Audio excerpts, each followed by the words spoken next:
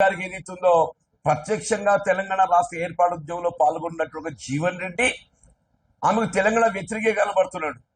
ఇవాళ రేవంత్ రెడ్డి గారు ఏదైతుందో తెలంగాణ అనుకూలుడుగా కనబడుతున్నాను. ఆనాడు ఏదైతుందో తెలుగుదేశం పార్టీ జెండా కింద ఇవాళ ప్రత్యక్షంగా తెలంగాణ రాష్ట్ర ఏర్పాటు వ్యతిరేకించిన రేవంత్ రెడ్డి ఆమెకు తెలంగాణ అనుకూలుడు.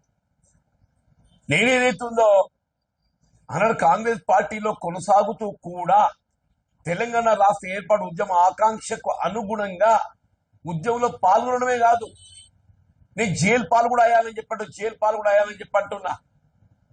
ఆమె ఏదైతుందో పూర్వపరాలు పరిశీలించి మాట్లాడాలి. ఇవాళ బీఆర్ఎస్ పార్టీలో చేరిక మరి ఆమెకు ఎందుకు కట్టగింపుకుందో నాకైతే కనబట్టం లేదన్నా. నేను నాకు 70 సంవత్సరాల వయసు ఉందే. నా అనుభవాన్ని ఏదైతుందో కేసీఆర్ గారు వినియోగించుకొని ఇవాళ బీఆర్ఎస్ పార్టీ పక్షాన ఇవాళ ప్రజల పక్షాన్ని నిలబడి పోరాటం చేయడానికి మరి నన్ను ఎంచుకున్నాడు.